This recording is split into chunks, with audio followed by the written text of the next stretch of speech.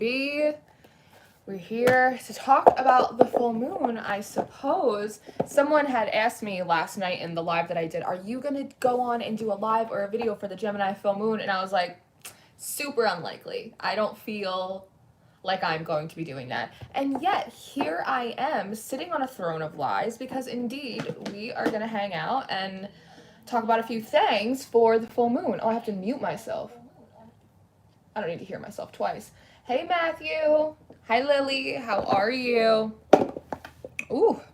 Oh, Lord. Is my camera dirty again? Hold on. I have to smush you again. I had to do this last night. I had to smush you. Yeah, that's a little better. That's a little bit better. So how are you guys doing? We're going to give it a few minutes. See who else rolls in before we get started. I actually pulled out a few decks. I have a few downloads. I have a bit of information, but mostly, and this really pertains to not only the moon tonight, but I think for just like the rest of the month as well. But other than a few bits and pieces, we're mostly going to be going in blinds tonight. I didn't want to read too much into the energy because I felt like I was supposed to kind of flesh it out with you guys live in real time. Hey D-Roy, how are you? But yeah, so I have a few downloads. We're gonna kind of just go in minds open and just see kind of what comes out for us. I have a few decks, so while we're waiting for a few more bees to roll in, I will shuffle up. We're catching a fucking vibe right now. I got all my candles lit, like I'm in a cathedral again. Look at that, it's all lit up. It's so pretty. Very pretty. Woo! I'm tired though. We were talking in the live last night about everyone just being really tired at the end of this year. 2021 was such a hell of a year. Hey Dee, how are you? And so some of that's like really catching up with us. Started the monthlies for January today, and a theme that I'm seeing is that the messages and the guidance that are coming through, they're very concise. It's very short, it's very sweet, but they're intense. Not much is being asked of us between now and the end of the year. And this full moon is going to help facilitate, and thank goodness this is a full moon that is not an eclipse. We have a little bit of a break from that, thank goodness. So if any of you guys are into kind of moon magic or anything like that, I'm sure you're very excited to kind of get back into your rituals tonight that you might not have been partaking in because we had a few eclipses. But overall, so much of the advice and the guidance that I see coming through between now and the end of the year and even into next month, the very beginning of 2022, is the guidance is becoming simplified, but it's a taller order, right? It's a lot of the advice that we've been getting, a lot of what we've had to be doing, they kind of, I guess because I was a bartender for so long, they are relating it to me like a very fancy, tall, mixed strength as opposed to like taking a shot.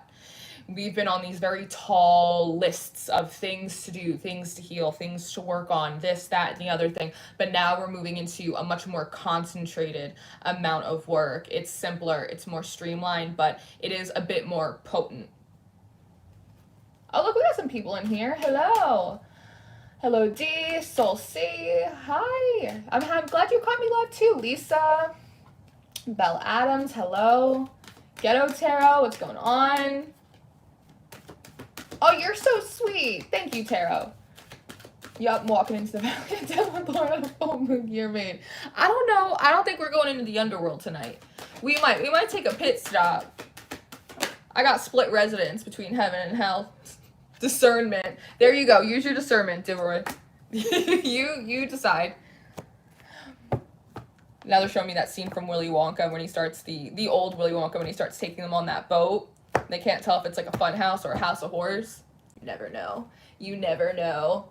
So we got a full moon. We got a full moon in Gemini. And for some reason, I keep thinking it's a full moon in Cancer. Why? I'm not sure. But it's just, there's something very Cancerian about it. I think it's because a lot of it's relating around a lot of these pent up emotions or dense emotions that a lot of you have, which I'm definitely sure is being influenced by Venus moving into retrograde in Capricorn, which is something that we will go over.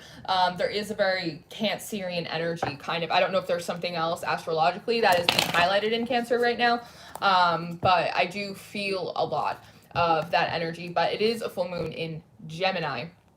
And when I was trying to tap into the energy, the first thing I heard was a full twin moon. Gemini are the twins, right?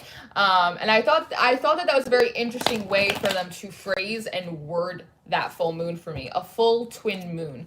So I started thinking about that, right? Gemini really talks a lot about polarities, which is why they're very good at playing the devil's advocate. They're very good in debates.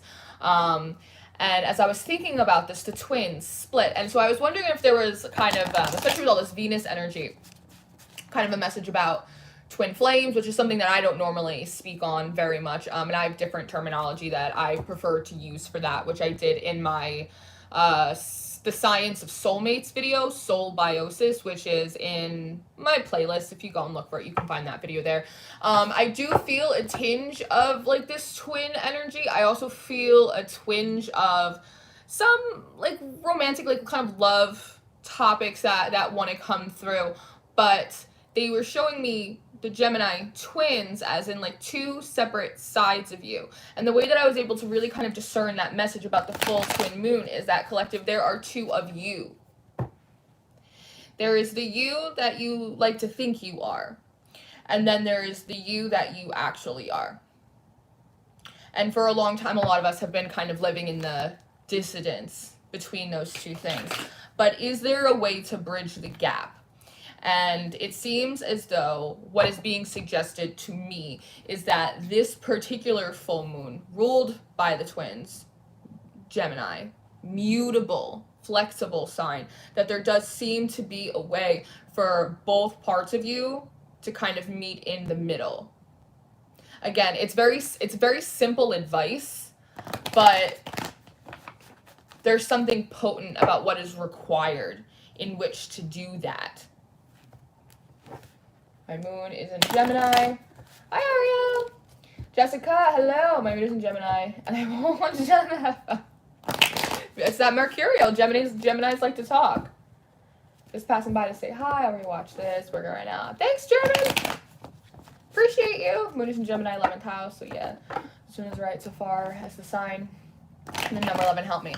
Well, the 11th house is also the house of community, right? And I think that a lot of us have been thinking about community and who we would like to align ourselves with platonically, professionally, creatively, romantically, all of these kind of things. Again, especially with this heavy Venus influence with Capricorn going retrograde, you have to remember that Venus is a binder, right? Venus likes to bring people together. It likes to bring things into harmony. It likes to bring things into one.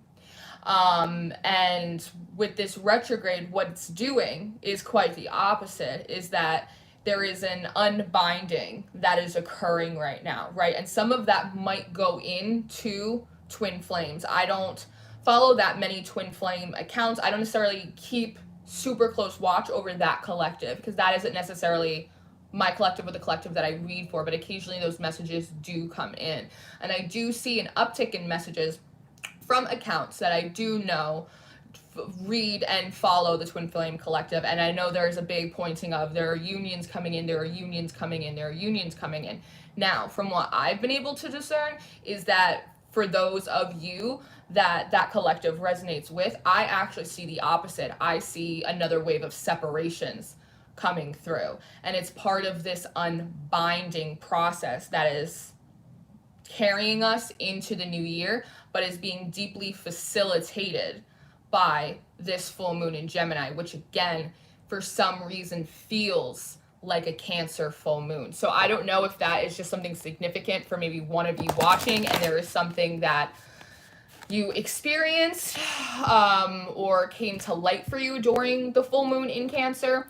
But it might not hurt to think back to that and see if there are any common themes or situations that you see resurfacing around this time. As we know through Venus retrogrades, things do like to resurface even in my personal life, I'm seeing people that I haven't seen in a long time. And even that throws me off a little bit. When you make these intentions to set off on a new course or to bridge, again, the two different parts of you that exist, your own polarities, you will find people, places, and situations that are in the exact opposite, that appear in your life. You want new things, you want peace. So, what comes forward? More conflict, a lot of the old stuff you already went through. And it's to see if you mean it. When you say you want something different, you want a new experience, you're ready to apply the lessons that you've been learning for however long. Let's see you do it. It's like a kind of see if you can walk your talk sort of thing. But a lot of you may be realizing, and this is something that had come up in one of the monthly readings earlier, that there are things that you thought you were over or that you had processed, that are actually still very much sitting with you. But you've just been avoiding them or ignoring them or just keeping yourself busy, as we do. But Venus is coming in to try and help you unbind the things that are not coming with you. And some of those things you're going to have to be really honest with yourself about, because it may be certain people, relationships, right? Acquaintances, friends, lovers, whatever. But some of it, it's the relationship that you have with yourself. Again, when you realize that there is you and then there's like the ideal version of you, and that it is possible to evolve from one into the other, to develop oneself. You also realize that there are certain things in regards to your relationship with yourself that are going to need to be sacrificed or released in order to create a more, the word holistic is coming to mind, but a better relationship with yourself, to create a new level of homeostasis for yourself in many ways. And again, part of what this full moon in Gemini is doing is asking you to look. It's like the Ace of Swords. It's asking you to look at both sides of your coin. Your moon, your full moon, and your full sun, because those are very representative of your masculine and your feminine parts, of twins, of relationships, of your shadow, of your higher self, of who you are and who you're trying to be. Does that make sense? I hope that makes sense. And again, Geminis aren't prone for lying. Geminis can be brutally honest. And so in these moments, particularly with this transit, I feel as though we are being asked to be brutally honest with ourselves about what isn't working, about ways in which we are working against our own interests, about how we have a tendency sometimes to continue to stay in loops of behavior or loops of relationship, kind of like how Einstein described insanity, kind of doing the same thing repeatedly and never getting a different result, and then kind of externalizing that frustration outwardly, whether it's to people or it's to the universe, right? And really, again, just needing to be just brutally honest with ourselves about ways in which we need to cut our shit, we need to quit it, and ways in which we need to jump back in and re-engage, because there's a pressure in the ether. It's in the spirit that I feel, and I think I'm noticing it more, or at least I'm connecting the dots better because of this lunar transit. But there seems to be pushing us forward, pushing against the comfort zone, even a little bit against some of that Saturnian, like that kind of disciplined, focused energy. I was saying in the live last night, I'm tired. I am tired. I worked so much throughout 2021, and I'm so grateful for it, but I worked so much. As I was saying, it's my sophomore year. In many ways, I went through a bit of a sophomore slump, and I've been prepping so intensely for the new year and for January, and I'm very tired. I did a little work this morning. I sat around for a lot of the day. I was just like tired. I'm not going to do anything. And then I felt them pulling on me to do this live, and I was like, I'm tired. Like I want to sit, but I feel them pushing me and making me more productive and more present and not hiding in my shell, and be more vocal about these different things and walking it out with you, right? And so in many ways, you are going to be asked to do the same thing. You're going to go, I don't want to look at it. I don't want to release it. That's not a problem for me anymore. And the universe is going to go, bullshit, like push it. They're a little bit like salt and pepper. They're like, push it. Like they do, like they don't care. It's a gentle pressure, but it is a pressure nonetheless. And you may not feel it across the board in your life, but you may feel it in some of these areas. And if you notice that, as Ariel likes to say, the resistance is where you want to put your focus. When you're feeling resistant to something, that's something that you should be wondering why. You should be asking yourself that, because those are where your blockages are. And it's the last full moon of 2021. So whatever is left in the tank, in the old wine cup, we got to get it out. And so the spirit is moving forward to, in the gentlest way possible, but push you to look at where there still may be some wine stains in that cup so you can clean it out. Wanting to start January, wanting to start 2022 with clean cups, with clean swords, clean pentacles, right? Clean wands, all of it. Let me see what you're saying. Ooh, come here. Let me see. It's a cusp. Yeah, the moon is kind of on a cusp between Gemini and Cancer. I'm feeling so much of the Cancerian energy. They're supporting each other, but still. Gemini Sun. Hi, Shannon. Hi, Twitty. Hello, Tony. Hi, Priestess. Hello. Idly. Hi, Idly. I haven't seen you in so long.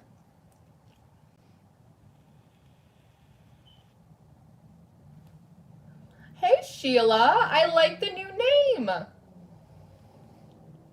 I like the new name. Is this 11:45 a.m. New Zealand time? It is 4:49 p.m.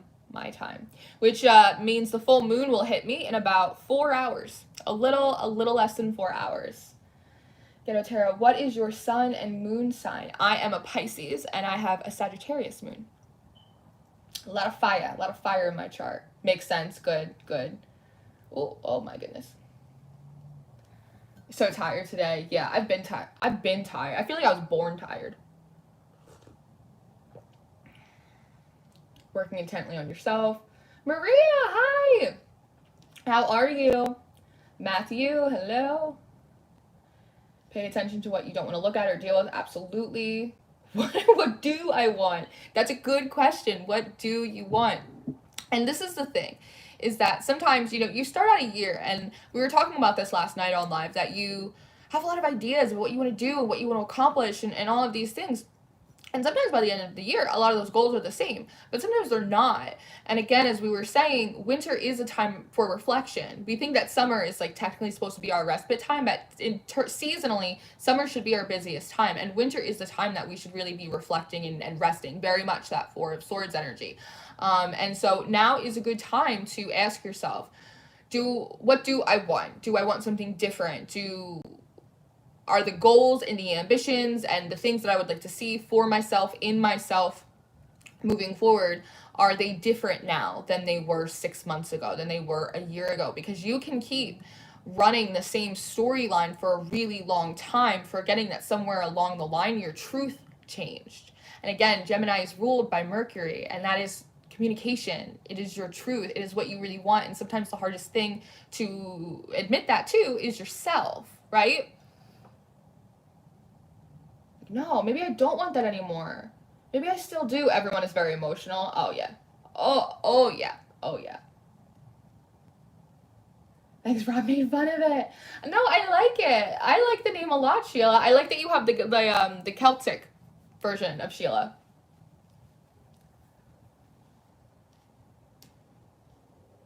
Lisa Post. So tired, but never give up. No, but you can always pull back. Otherwise, you can very easily exhaust yourself. My sleep went from 6 hours to 10. What? Gina, I go, yeah, born tired. 6 hours to 10. My sleep is still incredibly sporadic. I've been doing a lot of dream work, as we were talking about last night. Venus retrograde doesn't even start till tomorrow. I'm already seeing a lot of people I don't want to be seeing in the astral, on my phone, just all over the place. It really is just a mess. But it lines up pretty well with the astrological energy and some of the stuff that I've been kind of casting out on my own in my private life. It's very on brand. So like I said, I had like a few little downloads and stuff that I got that I wanted to share with you, but mostly I kind of wanted to go in a little bit blind and just kind of sit here with you guys and hang out and see if we can't suss out some more of these energies, what they want to tell us, So I have a few decks. I have the Queen of the Moon Oracle, which I felt like was the masculine at the bottom of the deck. Ridiculous. Assessing. Oh god, this turns into some twin flame stuff. I'm gonna be so annoyed. That always happens to me. I'll go, I'm not doing any love readings. Love will pop out in like 4 of the weeklies. Like, it just happens that way. Getting trolled by the universe. The masculine also refers to your male or female, your masculine energy, which is your masculine energy is your proactive energy. It is action oriented.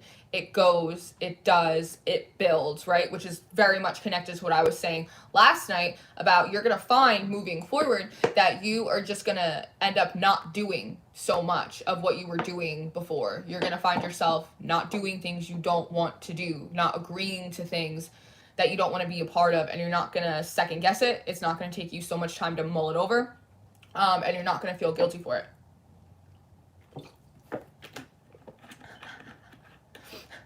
No, she's like, I don't typically read. I don't really read for that collective. No shade to the collective. It's just not the collective that I read for. I got too many things going on. I got a lot of these warriors in here.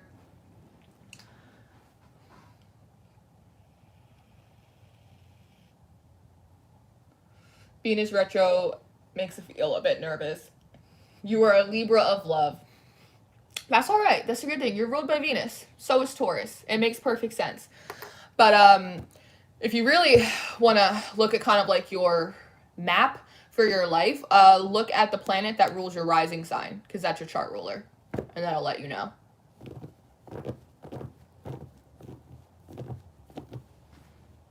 Chili Mama, hello. Good morning from Oz. So I have the Queen of the Moon Oracle. I have the Wild Unknown Spirit Animal Oracle deck, which is my fave. You guys know of all my decks, this is my favorite deck, and the Rider-Waite is my favorite deck. And then I have the Fountain Tarot, the Queen of fucking Wands. I knew you were gonna be here. Damn you, bitch. I knew she was gonna be there. How interesting. Okay, let's just for a second. That's very interesting to me. The Queen of Wands and the masculine. That's very interesting. You know why that's really interesting to me? Again, I'm going into this blind, so I'm kind of just feeling this out. So you're gonna have to be a little bit patient with me. Masculine energy, which we all have, is solar energy. Whereas lunar energy is feminine energy. Whereas on these cards, the masculine is represented by the lunar energies, and the feminine energy is represented by Wands, Sun, solar energy. That's very interesting. And I was saying that Gemini are the twins. It's the two different parts of you. Your feminine and your masculine energy. But they are changing the elements in which they are allowing themselves to be ruled by, which in a way is coming into union, a deeper union with yourself. I forget which reading it was that I had done. I did it maybe a month and a half ago. But I was talking about how when we talk about coming into union with yourself, we have to realize that when we talk about feminine energy, we think about the left side of the body, right? And when we talk about masculine energy, we talk about it being on the right side of the body. But if you look at the left side of your brain, the left side of your brain is orderly, it's organized, it's analytical, whereas the right side of your brain is more fluid, it's more intuitive, it's more creative. So you have these feminine energies that exist on the masculine side of your body, and you have these masculine energies that exist on the feminine side of your body. And when you get your mind on the same page as your body and your spirit, right? Body, mind, and soul, that is when you come into union, which is just the fullest of you. It's you in harmony. It's you in homeostasis. And so that's fascinating, is it not? And here we have Little Miss Queen of Wands with the solar energy and the masculine energy represented by the lunar. I don't remember what reading that was. It might have been like a Virgo reading. I think all of my best readings are Virgo readings. But I'm wondering, I wonder if there was a Cancerian transit when I filmed that and it's coming back around now. That tends to happen to me. The way I talk to my card. I do. It's like there's a funny thing. Sometimes I pull cards and they're just cards, but sometimes I pull cards and they become like in motion. Like I will pull a card sometimes and I will watch it move like a flip book. It's a crazy scrying thing that happens. I do not. No, I do not. Tarot. It's so funny. I was just talking about this. Though I heard the right side of the brain controls the left. I don't know, but it's very interesting to me. And again, assessing and then action.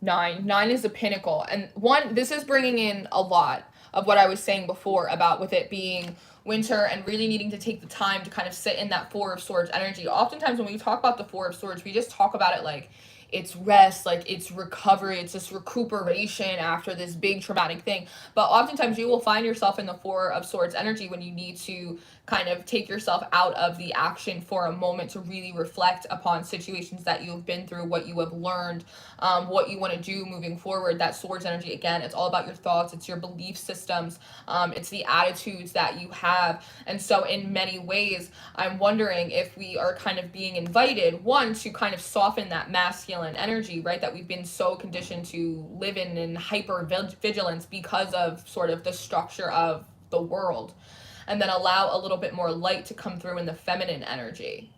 I know that it's an interesting thing. I feel the best when I'm in my masculine energy because I'm masculine energy dominated. But I have the best luck when I'm in my feminine energy. And I wonder what that is. If it's a bit of how oftentimes we feel good when we're repeating cycles because they're familiar to us, even if they aren't the most constructive for us, right? It's very interesting. And then we have this action card coming out next, which is a 6. And 6 is one, it's a number of stability. And 2022 is a 6th year. And so, like a little bit like I was saying last night, if you do feel inclined to kind of fall back right now and really take an assessment, again, with this Venus in retrograde, it's an unbinding. Are there things that you want to unbind yourself so you don't have to live in hypervigilance? So you can understand. It feels like, I think this, okay, hold on, something's coming in. So it feels like, at least since 2020, but definitely in 2021 especially, there has been this big discovery of intuition, of spiritual gifts, of all of these things that have to relate to your feminine energy, right? But there might not have nearly been as much time and energy spent into figuring out why your masculine energy works the way it does, why you work so much, why you do the things you do, why you participate in certain things, uphold certain things, right? Like what you're choosing to be a part of building, right? Ways in which you can be destructive, like all of these things. There's been so much time and attention paid into developing spiritual gifts that I'm wondering if the feminine energy is now kind of in the sun. She's moving into the spotlight to hold the weight for your masculine energy in many ways, because this aspect of you is still a little underdeveloped, and that is what some of this assessing before moving forward that we're going to be doing between now and the beginning of the new year. Which again, it's that unbinding. What do you want to unbind yourself from? What soul contracts, what relationships, in what ways do you need to hop out of the loop? Because these are full moon, these are fully illuminated, which means that you have an opportunity right now. Again, just like Gemini always finds the best solution because Gemini can weigh all sides. It can look at everything objectively, the polarities, it coming into totality. It can do the angel and it can do the devil. So nothing can be hidden. And in these moments right now, part of what this full moon in Gemini is doing, it is casting a very bright light on you, which is why I was saying before that now is a good time to be really brutally honest with yourself. Maybe because maybe there are some other, with like the Jupiter influence and everything else, it is creating enough of a cushion for you to be brutally honest with yourself. Again, about ways in which you need to quit your shit and hop out of the loop, ways in which you need to be gentler to yourself, ways in which you despite everything that you've learned, you continue to agree to things that you don't want to do, and then you either feel guilty about it or you feel miserable and unsatisfied when you're doing it, right? Ways in which you may work against your own self-interest, ways in which you still have a hard time expressing yourself truthfully out of fear of criticism or judgment or any of these things that we as normal people go through, right? But really needing to be honest so that way you can look at who you actually are, like behind closed doors, and who you're trying to be. And that is how we are going to bridge the gap. But it only happens if at a number 9, you are able as an individual, on an individual level, able to really objectively assess yourself and where you're at before you take action. And again, 15 breaks down to a 6. 6 are numbers of stability. The action is not just for action's sake. It's not just, I feel stagnant, so I want to move. I feel uncomfortable, so I'm going to go. I don't like it here, so I'm going to go do something else. It's action, it's movement with a plan.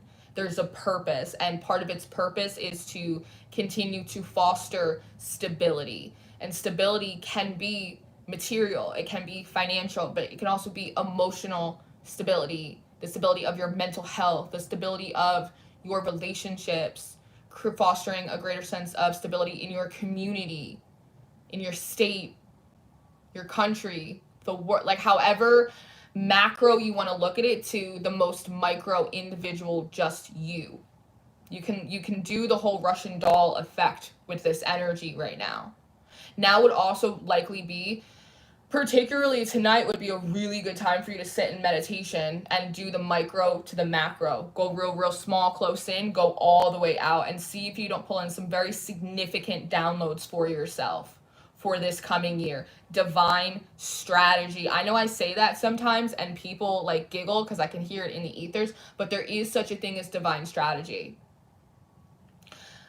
The divine, God, the universe, whatever you like, they will drop you little pinpoints like dots on a map and show you when significant things will happen for you, or what plans to put into place, or what to prepare for, or what may be coming for you in 3 months or a year, and how you can best prepare to make that transition easier for yourself, to keep you a little bit ahead of the curve so you're not being trampled by the energy. It's important to pay attention to that. You can tap in and you can try and figure out what your guides' names are. You can tap in and you can try and fuck around in the astral. You can tap in and you can do all of this stuff, which is amazing. But make sure that when you're doing all that, when you're tapping into the collective, make sure you're tapping in for yourself as well, because you're missing nuggets of gold in there about how to set yourself up for success. We've gone through enough time of setting ourselves up for failure. It's time we focus on setting ourselves up for success. And again, that comes from asking those questions, looking for the blueprints on the map that is available for you right now. It is about being really honest with yourself about what's not working. I was talking in the live last night, like there are certain things that I had to be honest with myself that like, I love this or I like the way I do that, but it's not working. It's not serving the community the best that it could. I have to make alterations here. I have to step outside that comfort zone. If there's a better way than my way, then I have to be open to that, right? And again, you're being invited very much to go through a similar process right now, to take real intentional assessment of what is going on for you now. And again, what you need to be unbound from. It may be different for a lot of you. It may be people, it may be behaviors, it might be an attitude, it might be a plan, it could be anything. It'll be different for each and every one of you, but being really honest with yourself when it comes in. So that way when you do take action, there is a strategy, there is a point behind it. It's not just movement for movement's sake. Yes? Yes. I see what you're saying.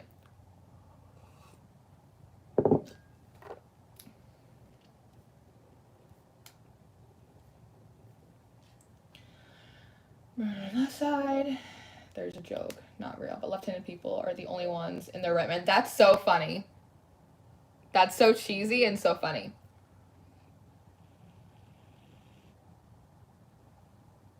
I think feminine energy is much more receptive than masculine, something maybe physical manifestation or crowds vulnerability of some sort. Yes, well, part of the reason why feminine energy is more receptive, feminine energy is also represented by water. So if you look in the tarot and you look at all of the queens, Queen of Cups, Queen of Swords, Queen of Wands, Queen of Pentacles, they're all water queens because the queens are ruled by water, whereas the kings are ruled by earth. So if you look at the Queen of Pentacles, that is when water meets earth, which is why the Queen of Pentacles is very grounded and she's organized and she has her shit together, but she's also an incredible nurturer, right? Whereas that's why when we say that the world is masculine or we live in the patriarchy, it's because earth as an element, which is funny because we call it Mother Earth, but earth as an element is very masculine because it's physical, where masculine energy is like fixed energy, whereas feminine energy is like mutable energy because it flows more.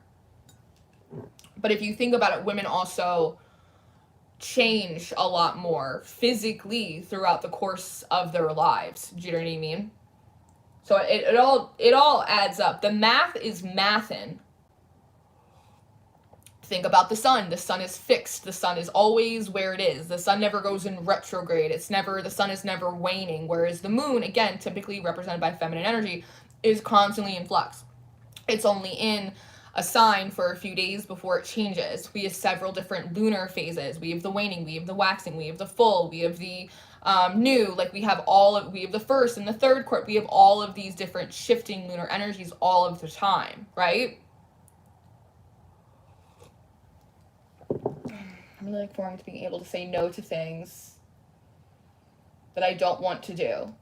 Absolutely. That's something that I've gotten pretty good at that this year, is saying no to things that I just don't want to do. But in the nicest, I am a rising Libra, so in the nicest, like most polite way possible, if I don't have it, if I don't want to do it, I'm not doing it. Because for me, I am a reformed people pleaser. And I realize is that when you're constantly saying yes to things that you don't want to do, you might be engaging in people pleasing. And what people pleasing is that you're not trying to please people. You're trying to ensure that people are pleased with you. Because in a lot of ways, it's how you gain a sense of security within your community. It's how you feel good about yourself. It's how you feel safe emotionally. This usually happens with kids who grow up and not being able to express themselves emotionally, but then have their parents dump a lot of emotional baggage on them, right? Which teaches you at a very young age that my emotions aren't important. There is no space for my emotions, but by holding emotional space for other people, I can ensure a calm environment, right? And so again, it's assessing. It's like all of these things, like you kind of have to ask yourself. And when you realize that, you can kind of start to deconstruct and deprogram those behaviors. And that no is a full sentence. And sometimes if you don't want to do something, you like, I'm like, I have plans. I'm like, well, I don't really have plans. Like my plan is to just like chill by myself and watch a movie, and having to ask myself, well, does that sound better to you than going and doing that thing? Yes, it does. Okay, well then that's plans. And so learning how to emotionally hold space for yourself, for your needs, for your wants that may not make sense to other people, but also not feeling as though you have to explain yourself to other people. Which is again why I was saying last night and a little bit before that, as time goes on, you're just going to do less of what you don't want to do, and you're not going to feel guilty about it. Because sometimes you'll say no when you're not used to setting boundaries. You'll say no to something, but then it will like eat you up inside. Are they mad at me? Is that going to be a problem down the line? Like, and you start feeling, but maybe I'm being selfish or I'm being greedy. I should have just gone and done that. Like it becomes like so stressful to just say no to something that you don't want to do than it is to just go and just do it and be unsatisfied there. And that doesn't really make any sense, right? And so you're going to feel less guilty about it, right? Which again is part of this feminine energy, this intuitive part of you really shining more and just realizing no, allowing the feminine in many ways to kind of, the feminine in you to kind of take care of the masculine aspect in you and go, no, we don't feel like it, and then allow the masculine part of you to sink back into the physical, which it rules, back into your body and feel secure in the choice that you made, which is harmony, right? When you feel good in your body about following your intuition, about following your gut instinct, about doing something that is good for you because you took the time to sit for a moment, assess it, and then make, again, an action that is going to foster that sense of stability and trust in yourself, in your emotions, in your intuition, in your environment. And again, a lot of this Venus retrograde energy is a lot of that universal gentle push. Look at that. Go past the limits. Be honest with yourself. Do you want to do this again? Do you want to try something different? Okay, it's like it's pushing and it's asking you to do it, because every time it invites you to do it and you think about it and you respond, one of those binds gets undone. And all of a sudden, you're going to find you're able to breathe a little bit more. You might be sitting a little bit in a little bit of void space, but void space isn't necessarily a bad thing as long as you are holding that space with a positive expectation for something better or more aligned to come in, or at the very least, holding that space in the satisfaction of knowing that you honored what you wanted to do. And the Ace of Swords is at the bottom of the deck. So I'm not wrong, right? So when we look at the Ace of Swords, it's about seeing all sides of it, all sides of your life.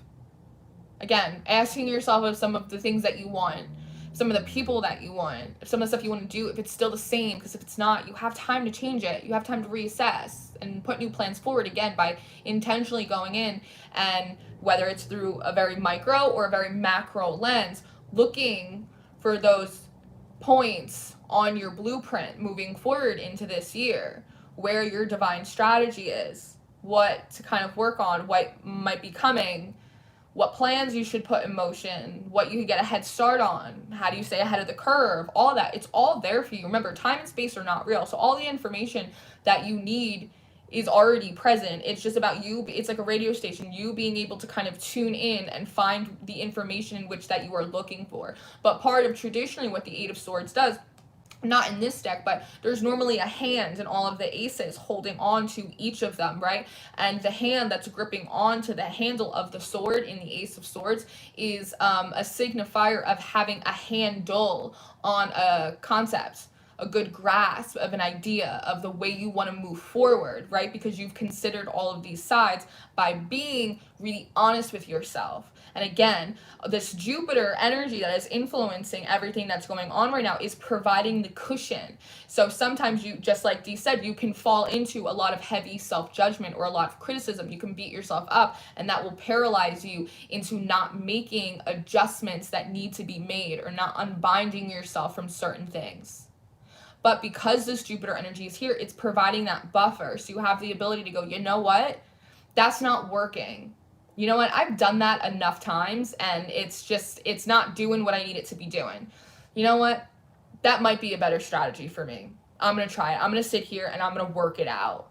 So now, again, it's a good time to pull in those pieces that you need, and that many of you are truly seeking, because the energy is really conducive right now to you being open-minded to making adjustments within yourself, in the way you do your work, in the way you show up in relationships, different things like that. Because again, oftentimes you hear in certain spiritual communities, right, and there's very much of an externalization of the blame. You have some spiritual groups when everything is your fault. Everything that's happening to you, it's because of you, it's because of your past life, you signed it in your soul contract, you did it, all of this is your fault. You signed on for this, which I think it personally is absolute bullshit, because I think it's just a way for spiritual people to victim blame other people who are coming to them for spiritual guidance. Now, conversely, you have other aspects of the spiritual community where you'll find a lot of people externalizing all of the blame. Everything is everyone else's fault. Everyone is a narcissist. Everyone's done something to you. There's a magic over here and there's a bullshit over there, right? And that isn't requiring you to look at ways in which you need to, again, quit your shit or evolve or work on some things, or, do you know what I mean? Be more self-disciplined, be more focused, relax, not take yourself so seriously, like whatever it is, right? There has to be that middle ground. And what is that middle ground represented by? Stability. Middle ground is stable. It is secure, which is what we're moving into in this year 6. And it's something privately that Arya and I have been talking about, how you will see a shift in the kind of content that you are resonating with when it comes to spiritual guidance, when it comes to readings, healers, teachers, gurus, the whole thing. Because as you, again, are bridging the gap between who you want to be and who you are, that is also going to create a transformation in the kind of leadership and the kind of guidance and just the kind of information, the stimulus that you're going to be seeking for as well, because you're going to be craving more of that middle ground energy. Because as a collective, as individuals, we look back at the last few years and go, that's enough. That's enough of all of that. We would like to restabilize. And as I was saying last night in the live stream, a lot of us thought all of these things were going to happen for us in 2021, completely forgetting that it was a 5-year, and 5s are conflicts, change, transformation, all that jazz, right? And I was also saying that I think a lot of the things that many of us have been wanting and working for, they're going to come forward for us in 2022, the things that still apply and align with your wants and your desires. Maybe some things that you were working towards or you were wanting or setting the intention for a year ago and just completely forgot about because they didn't come in, right?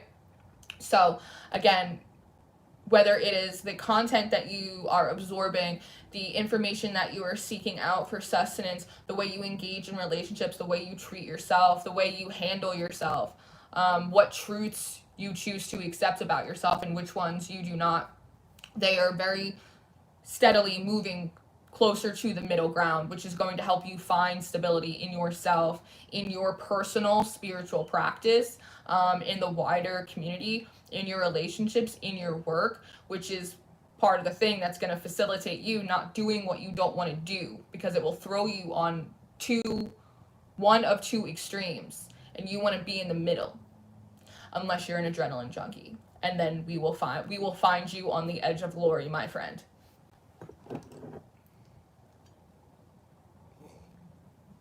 What did you say?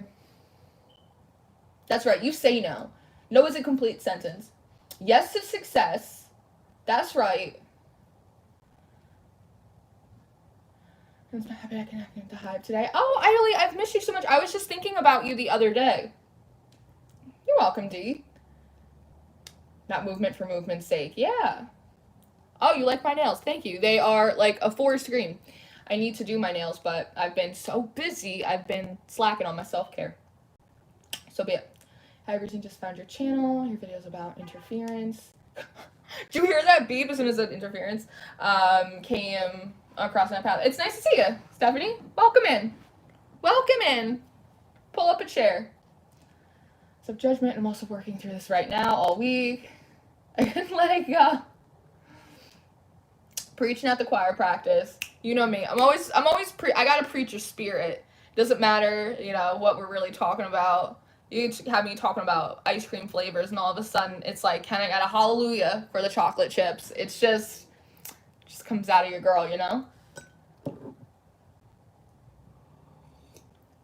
It says where the cool kids are hanging out today. I guess so. We're here. We're present and accounted for, Sherry. Welcome in. Yep, I've seen that side where it's all your fault because you signed up for that. Yeah, and listen, a lot of it is what people align with and what people resonate with and I've been on several of those extremes throughout my spiritual journey. So like, it really isn't like a true judgment, because I've lived on all of those edges, right? And they all felt glorious at the time. But as I've grown and I've matured and I've seen some shit in my day, I've learned that the middle road is the best road for me, right? That sometimes shit happens, sometimes there is just things that we cannot control that maybe don't make any sense, and they cannot be explained away spiritually, and they do not fit into a nice little box. And at the same time, there are also things that we do and ways in which we can contribute to our own suffering. And so there are ways in which we can find that middle ground by taking accountability for, what will actually serve us without completely butchering our self-esteem in the process, right? And then we can also recognize that sometimes just shit happens. Sometimes bad stuff unfair things happen to good intentioned people, right? And maybe we can't make sense of that, but we most certainly can make the best out of it if we are so inclined to. And I think that's where progress is. I think that's where healing can be found. It's always in the middle. It's like politics, right? It's like, are you red or are you blue? It's like, well, I'm with the people, and the people are stuck in the middle of all of that, right?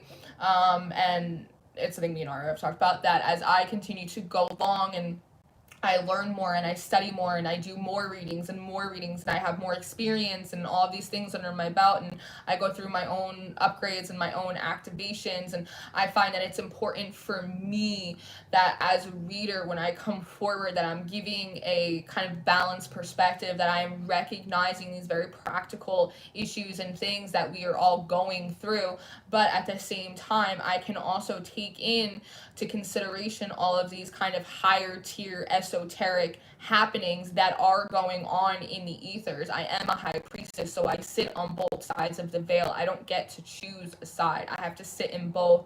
And in order for me to do that and maintain my alignment, I have to do it in balance, right? And so you guys are your own high priests and high priestesses. You are your emperors and your empresses. You are what you've been waiting for. You have the God spark that lives within you. You can create. And so it's about doing it intentionally and looking at something again and going, I can do better now with that, knowing what I know. I'm going to make some alterations. I'm going to unbind myself from that because I don't want to live out that storyline anymore. When I see the opposite of what I want come to me, I recognize that as the law of polarity. I know when I unbind myself from something that I am engaging in the law of equality. I'm operating within the vacuum, and I know that something must come to fill that space. And it will be something that I will appreciate so long as I hold that space in the interim with a positive expectation and or, like I said, the satisfaction that what you did was to honor what you wanted and what you didn't want. 222. We'll be your witness. Oh, hallelujah. But you are an adrenaline junkie. I think that everything is a contract can lead to some spirit. It absolutely leads to spiritual bypassing, right? Which again is why I was saying is like as you guys change, that affects the things that go on outside of you, and so that is going to have an effect on the kind of content that you watch, whether it's entertainment or whether it's spiritual or whatever it is, right? Because you're gonna want to be involved in spaces that have both of those energies present, because that will keep you in the middle and keep you off the ledge.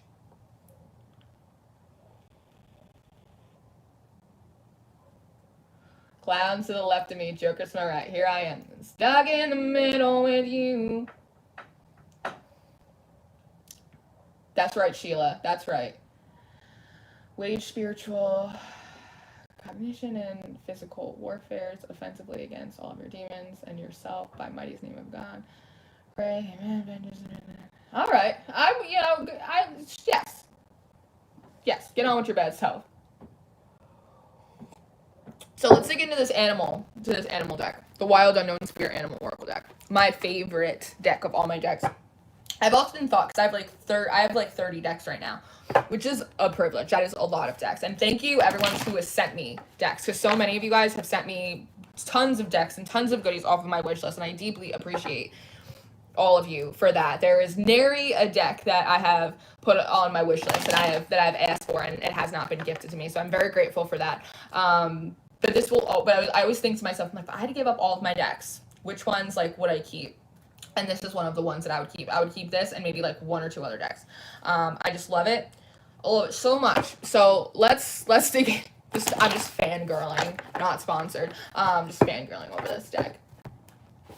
Let's see what else these animals want to tell us. It's kind of fun. I hope you're enjoying this live. I hope I'm giving you useful information. Again, I got a couple downloads, and I mostly just kind of wanted to go. Shut the front door. Can I show you the bottom of this oracle deck? Balance. Thank you, Twitty. That's very nice of you. Thank you. I was like, you gotta be shitting me right now. That's wild. And self-reflection at the top of the deck. Yeah. Yeah. I said what I said. And I meant it. Let's look at this animal deck. It's good. Spirit making me look good today. I appreciate that.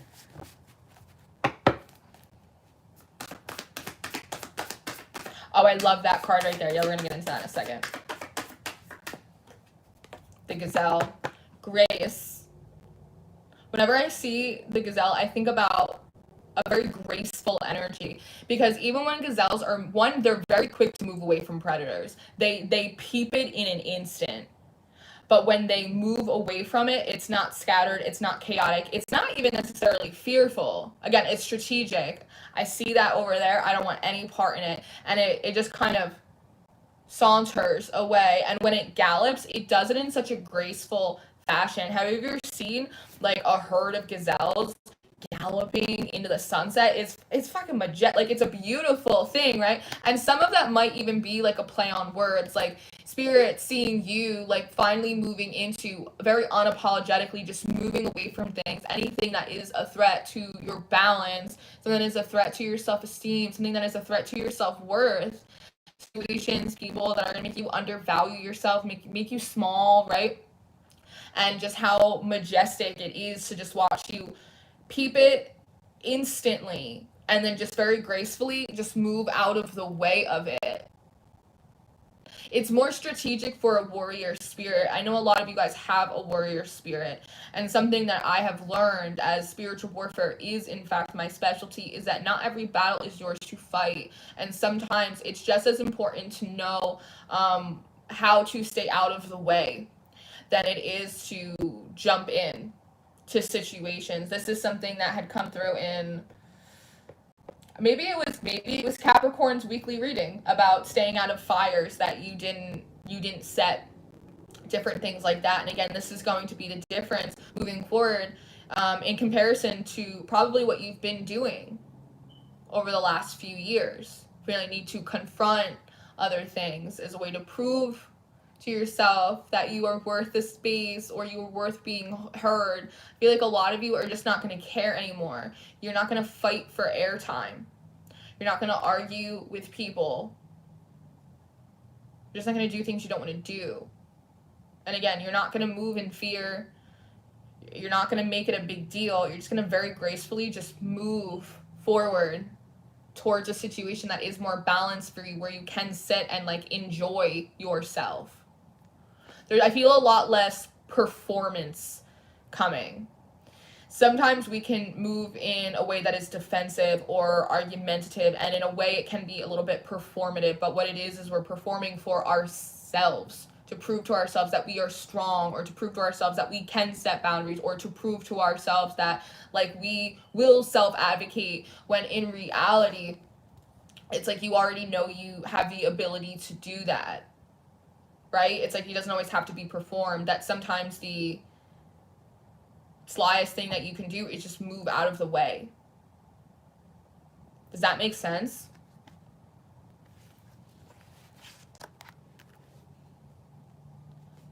Yeah, Peacock in reverse, because you're not doing it out of ego anymore. The ego will have you argue with people. The ego will have you try and explain to someone why they did you wrong. The ego will make you feel as though you have to announce why you are being underserved or underappreciated in a situation. But when you're sitting more fully embodied in your whole self, you won't feel the need to do that, because the answer will be obvious. And you won't feel the need to explain yourself to a deaf crowd. And so you'll just move. Again, it's strategy. It's like if you guys, like I see some of you guys, I see it right here. Some of you guys have been in jobs where you're not being paid enough, or you're taking on the work of 2 or 3 different people, and you have brought it up to your employer, you have brought it up to your manager time and time again, and nothing has happened. And there are times where you probably have gotten so frustrated that you wanted to just storm out and quit in a big huff, and you haven't done it. Whereas moving forward, instead of repeating that loop again, what you're going to do is that you are just going to use your divine strategy and look for another job, look for another position, and very gracefully and smoothly transition out of the things that you don't want. You're not fighting anymore for the things that you want. If it's not available for you in that environment, I don't see you guys moving forward mentioning it more than once before you just employ your divine strategy and just move around it. And again, feeling safe in that decision. I feel a lot of energy of safety, and it's security, but feeling secure, being able to trust your own decision-making skills.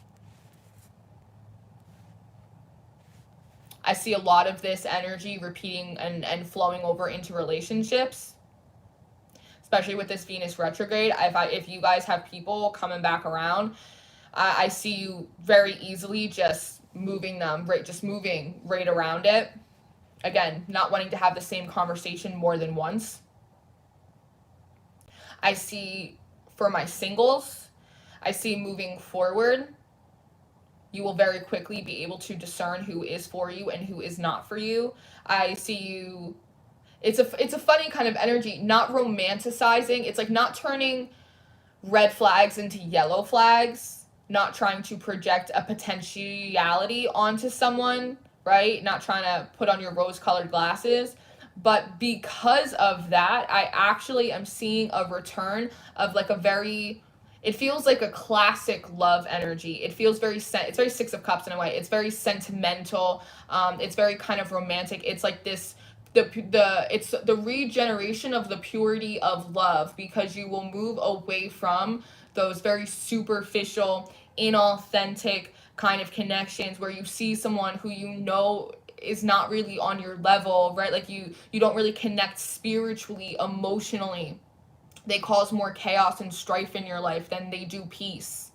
But just because the ego wants you to obtain that, because it gives you a sense of security to have something or have someone, you keep it around. Whereas I see that energy completely starting to melt away. And because you're no longer paying mind and attention and energy into making jobs and making friendships and making relationships into something that they're not, that it actually is restoring a perspective of like what is pure love, what is sentimental, and what feels sweet and what feels good to the spirit.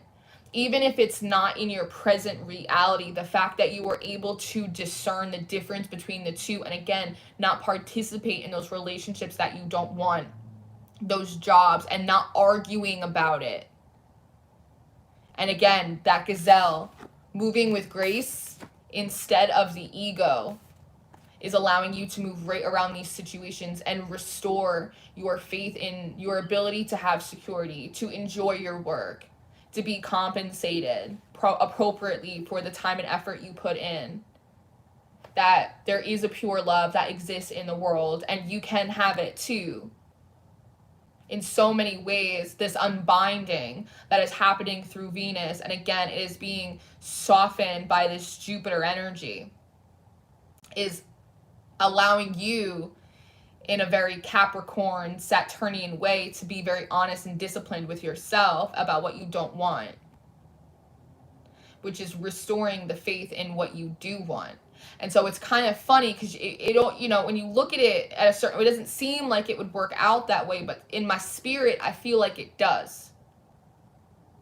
And I like that.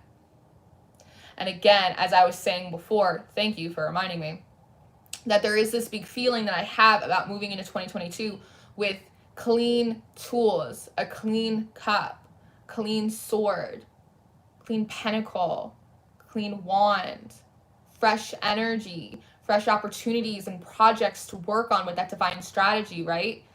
that Ace of Cups, it doesn't just talk about romantic love. It talks about love for self, love for creation, spiritual, emotional nourishment, that clean sword, fresh ideas, new mindsets, like stuff that you just haven't been able to consider before because you were too busy digging yourself out of a hole. Again, having a firm grasp on these concepts because, again, you are assessing things in a different way. But you're doing it, the analytical process is becoming more streamlined for you. It's like that shot that I was talking about before. We used to have these long to-do lists of all of these things we had to do. Now it's much more condensed. It's clear liquor. You can see exactly what it is. It's simple, but it's a more potent and concentrated energy. Before you move into action, that is going to promote these levels of stability. And this action card, you know, it's funny because they're actually showing me someone on a racetrack. A lot of times when we think of action, we think of like athletic action, right? Whereas in this card, she moves like a dancer, which brings in this feeling of poetry or prayer in motion, or your life is a piece of art that is constantly being added to. It's the idea of flow and melody, finding a new harmony, marching to your own drum, like any of these things that like you resonate for you. It's that. It is life in motion.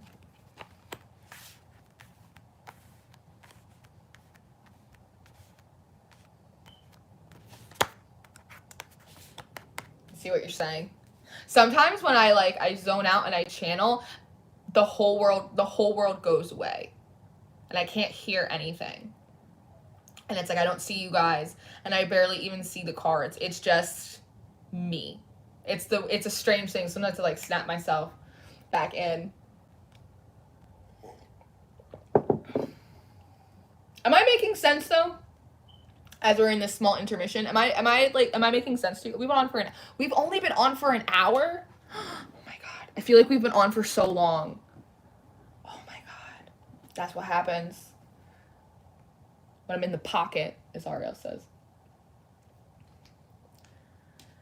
Yep, it's only being. Ooh, it's very stormy here, and it's messing with my connection. I would love to hang, but the sound is making me glitch. Oh, you poor thing. We'll see you next time. I appreciate you coming in and hanging out with us, Sheila. Highly perceptive beings. Graceful shifting. Stellium in Capricorn, 10th house.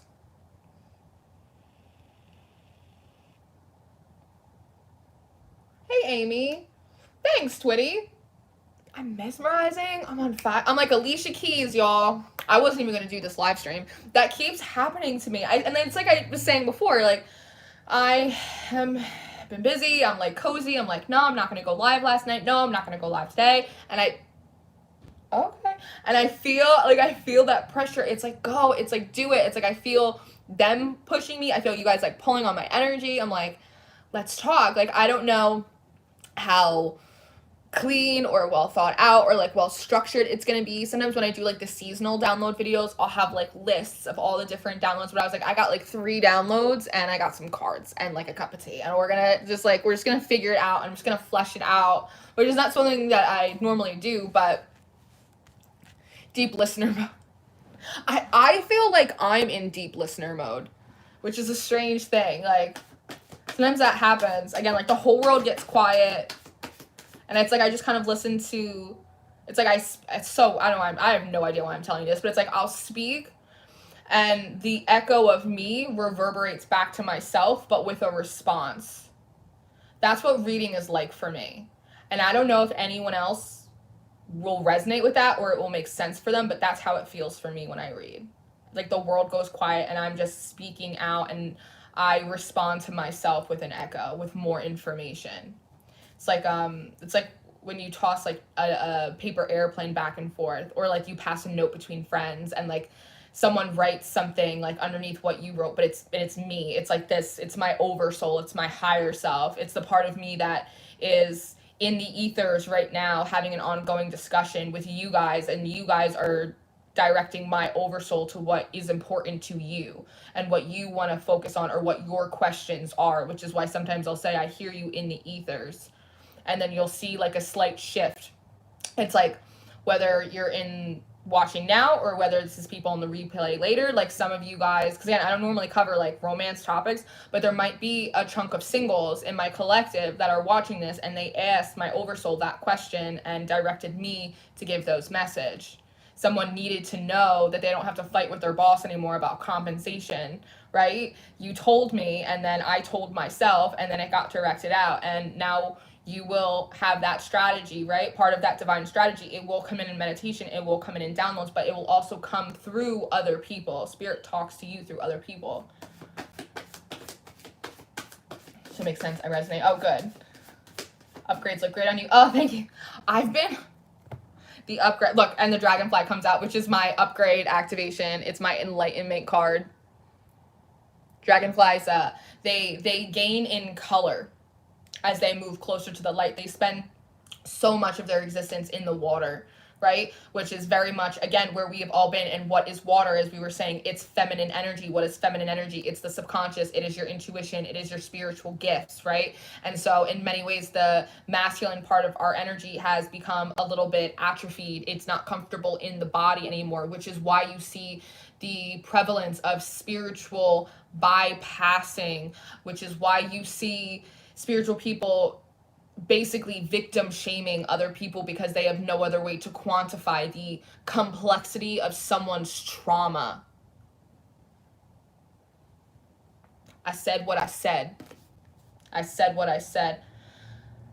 Hi, Faye. No, Leo was not done. I'm not doing zodiac readings. I'm reading for the Gemini full moon, or as they gave it to me, the full twin moon, which I thought was so interesting the way that they did it. And now that I'm saying the full twin moon, they're showing me speaker towers, like radio towers. But part of what I get from the dragonfly card as well, which I have always gotten, is one, it indicates a lot of travel to me, because when I see this triangle, it reminds me of a map, like kind of moving over bodies of water. And again, that might be a little bit of the illusion of not sinking so much into our emotions, but not being in the body, right? Overthinking, over-analyzing, feeling guilty about things, just going back and forth with it so much that sometimes like the moment for action kind of has passed. What I also see in this white blot, it's like a Warsaw test. It always looks a little bit like a rabbit to me, which always indicates a lot of that spring, heavy fertility energy. So when I see the dragonfly card come out, oftentimes it indicates to me that there is a moment of awakening. There is a moment of enlightenment, of activation, of a realization coming forward, which will bring you out of dense emotions and allow you to travel over to fertile lands where it is more, again, these sixes keep coming up. It is more stable, there is more security, and there is more emotional harmony because you're in a lighter water. I just heard brackish. That's so funny. You're in brackish water. It's not all salty and it's not all fresh. It is, again, it's the balance. It is the mixture. It's so funny that you said brackish water to me. There's something else. What was it? Bring it back. Talking about the water. Hold on. Hold for production. I want to see if it'll come back.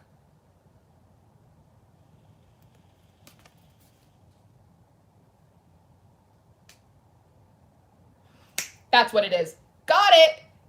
Yahtzee! So, as I was saying enlightenment, and Holly was saying upgrades, a lot of what you guys may be experiencing right now, and it may start to kick up now with this full moon, is you may be realizing that a lot of you are going through another wave of awakening. So, listen, if you are sick, go to the doctor. I'm not a medical professional, but there are awakening symptoms. And some of you guys, it feels as though a lot of you at the end of 2020 went through another wave of awakening, and then you sat in most of 21 doing a lot of healing, doing a lot of shadow work, doing a lot of reintegration, all of these things. But I'm wondering if these big collective waves of awakening, again, to kind of continue to push up different levels, kind of up the ladder, are coming at the end of the year, which is perhaps why the end of this year, and I know the end of last year, are, again, also we've been in lockdown and quarantine, and, you know, let's do magic and mundane at the same time. We can combine them both. We can chew gum and talk at the same time. But there are a lot of like ascension symptoms. Like sometimes you may feel as though you have like an ascension flu, right? So it's like you just kind of feel sick for like a day or two and you don't really know why. Disrupted sleep, feeling extra tired, changes, your weight can fluctuate. That happens a lot during like big awakening or ascension moments. Changes in your appetite, either being really hungry or not being very hungry at all. And again, if these are things that are persisting for an extended period of time, go to the doctor, make sure that you're well. But if you're seeing these things kind of pop up really sporadically, and it does feel proper and correct in your spirit that you are going through another awakening, and again, sporadically you are experiencing things, it's likely that you may be experiencing ascension symptoms. But again, if you're dealing with some of this stuff long term, it could be an underlying physical issue, and go see your doctor.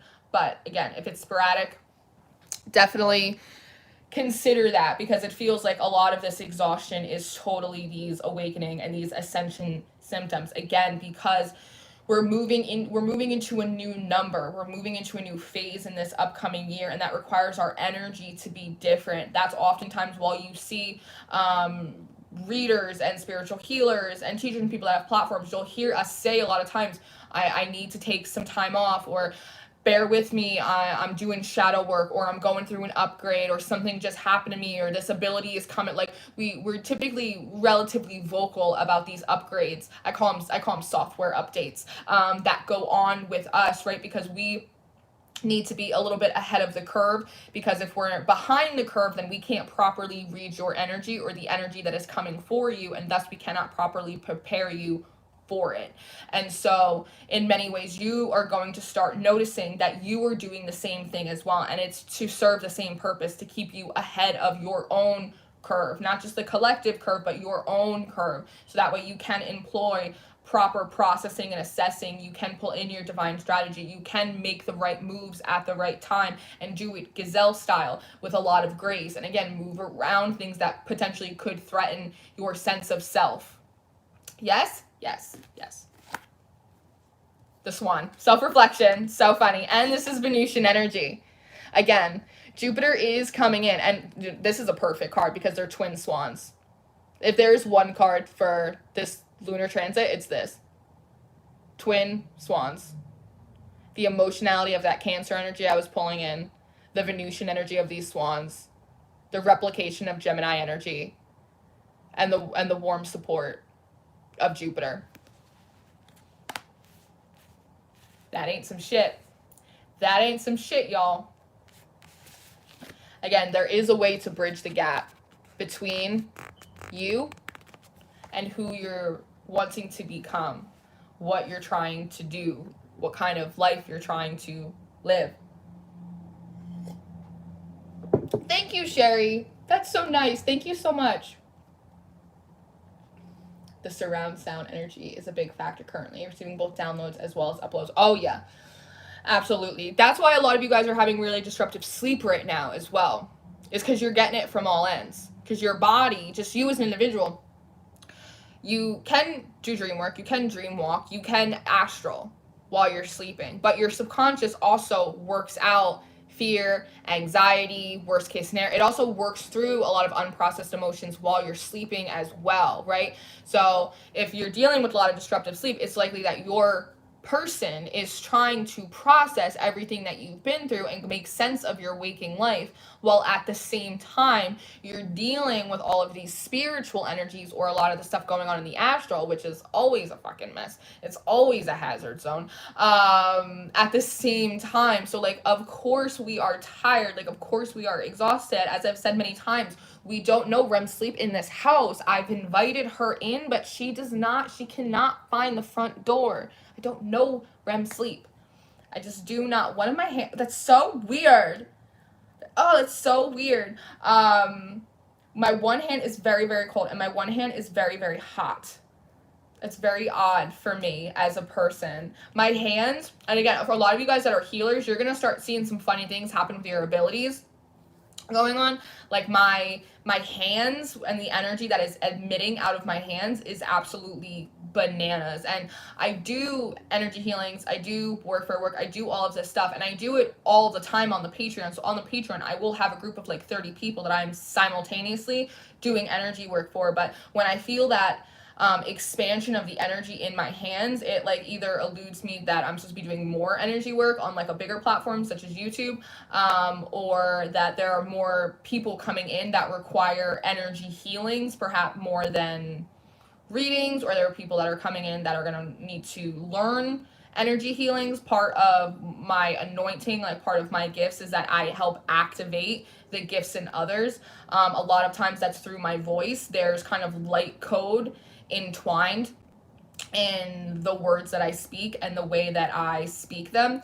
And so, and I think this is something that me and Ariel have talked about before, that there's kind of like a new wave of healers coming in as well. And I was talking to Kat from the Hazelwood Apothecary about this, who is amazing. Twitter is her biggest platform, but you'll see me mention her from time to time. And we were talking about this new wave of energy healers coming online that are not necessarily trained in traditional modes of energy healing, such as Reiki. You're going to see a kind of a new wave of them come in. You're going to see a lot more people operating in light language or speaking in tongues, which is basically the same thing. It's just a different posture while you're doing it. I don't do Reiki. I've done energy healings and clearings and workings for people that are certified or masters in Reiki, and they're like, I don't know what you are doing, like I don't know what you did, but it works. Like I've never seen that type before, and so you're gonna see a lot more people kind of like me, or have a different or a more individual style of energy healing that may be outside some of the more prevalent ones that you see come forward. That's just a side note that's coming in. Aw, thank you, Ariel. You guys are spoiling me. Thank you. Going through right. Oh yeah, you and me, little noodle, we're definitely going through awakenings. We just activate each other back and forth, and neither of us can sleep. The Mambo number 5. Need a little Monica in my life. Eat dark greens to ground and balance. Electrolyte, balance internally. Yeah, dark greens will help. What will help even more than that for grounding is to eat root vegetables. Carrots, potatoes, rutabagas. Root vegetables will very much help you ground your energy. So will plants. If you keep extra plants in your space, I think we were talking about this last night. If you bring extra plants in your space, especially in the wintertime, they will help you ground your energy. Using grounding stones, if you like to use crystals, it will help if you don't use things that are particularly amplifying. If you're already going through an awakening, you don't need an amplifying stone. You don't need an amethyst. You probably need a grounding stone. That's why we do crown and root work simultaneously. If you only do root work, you will become stubborn. You will become obstinate. Like you will get stuck in place. If you only do crown work, that's how you breed spiritual ego. You got to stay grounded. Again, it's balancing, again, both of the poles. No REM. No REM for anyone. Yeah, oh, because my hands did it? Yeah, I'm fine. Their temperatures are evening out now. Finger painting kindergartners.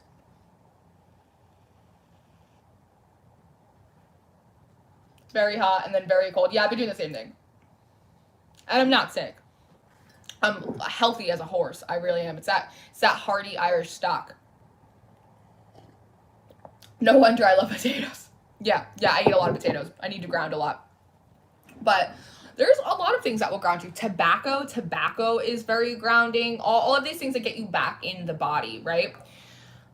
The crow. That makes sense. Did I pull anything else? This is kind of redundant. I did see the 7 of coins. In many ways, this is, again, reminding us to be very intentional about what we are choosing to keep. See how he's taking some of them away and he's placing the other ones in a very particular fashion. If you notice, the ones that are on the table are, 5 of them? 5 of them. They kind of look like a pentagram. A pentagram is a symbol of protection. Again, stability, properly safeguarding that in which you are trying to bring forth, being intentional about that. see anything else. Let's get one more moon card, and then we'll 555. And then we'll wrap her up. We'll wrap her up for the evening. I just saw 555. Attraction. And fear. Yeah. 44 and 11, that's 2 master numbers. The more intentional you are, again, we've gone over a lot of topics today, but if any of them stick out for you, if you apply them, you will find that you will stop attracting things in which to be fearful of. Again, because you won't necessarily feel the need to confront all of them. You will just, again, very strategically kind of move around them. They're also, you are being asked right now in many ways to confront your fear of success, that you can't handle it, that you're gonna reach some kind of milestone, have a breakthrough, and then find out that you actually don't want what it is that you asked for. I don't think that's going to be true for most of you, because I think that what you set out to do, to bring in, is very much in alignment and honoring who you are and what you really do want. That might be an old paradigm thinking that you are applying to a new situation. You are applying an old mindset or an old experience to a future circumstance that hasn't happened yet. Try not to do that. Creation. Yeah, you've been creating something completely different for yourself. You're also more actively co-creating. Unapologetically is what I'm hearing as well. You know, oftentimes we talk about co-creation, and really what happens when it comes to co-creation is spirit says jump and you say how high. But that's not true co-creation. That's you taking orders really well. And true co-creation is also going, no, but this is what I want to do too. This is what I suggest. This is the addition that I would like to add in. And not just constantly moving around the universe, but also making very conscious but free will decisions and having the universe respond to you as well.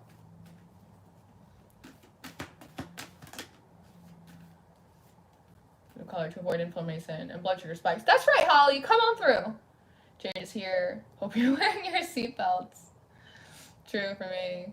Grr, I have no L's on my keyboard. Super annoying kids. Oh, poor thing. This has been a really special reading. Oh, thank you, Trey. Thank you so much. I'm glad that I did it. I'm glad that I did it, because I wasn't originally going to do it, but I'm glad that I did it now. Darkness. Even in the darkness, there is light. It's your own inner hermit. It's that inner lantern that you have. Look, see the eclipse? That somehow throughout all of the chaotic energy of these eclipses that we've had, and that we will continue to move through with eclipse season and the nodes changing, is that you have all of the light that you need. It's just you, again, deciding where it is you're choosing to shine it. And you will feel a bit of pressure in moments when you are not leaning in enough, but it will be a gentle pressure, a suggestive pressure. And again, there is a big unbinding that is happening, but it does need your cooperation. It does need you to be very honest with yourself, but it does promise you that Jupiter will come in and support these unbindings and any adjustments or alterations that you are going to want to be making in a very soft and a very loving way. I think in many ways this is the dawn of a new day on how you treat yourself. Treat yourself. Be nice to yourself. So, I think that's what I have for you. I feel good about where we're at. I feel good about what has come out for us today. I don't want to make this, we want to hear for about an hour and a half. I don't want to make this a super long live, but I feel really good about the downloads that I got. I think they coincide with the cards that we pulled really well. I think we've had a lot of really beautiful discussions tonight. I am very glad that I decided to come on. I'm sure Palmer was wanting me to do this last night, and I was like, I don't think so, but yeah, I'm sure she'll catch us on the replay later. I'm very grateful for all of you guys who have come here and spent this time talking about these energies and being a part of sharing space with me as I'm growing and I'm developing as a person, as a reader. It's an honor and it is a privilege to read for all of you every single day. I would not choose it over anything in the world. There is not a better job as far as I am concerned. I am so grateful to be here with you all of the time. I'm very appreciative of all of your support, your patience with me, all of the love. It just know it never goes unnoticed. It never goes unappreciated. Thank you to everyone who has donated or tips or super chat, whatever they call it over here on YouTube. I'm very appreciative. Thank you, Ida Lee, very much. That is very nice of you. I love you all so much. Go on and meditate. Go get your divine strategy. Again, enjoy the winter. The solstice is coming up. You may see me come back on here in a couple days for the solstice. For Yule, it's the Yule tide, baby. But I love you so much. I hope you have a really good night. I hope you have a really good full moon. Be nice to yourself. Be kind to each other. And I will see you later.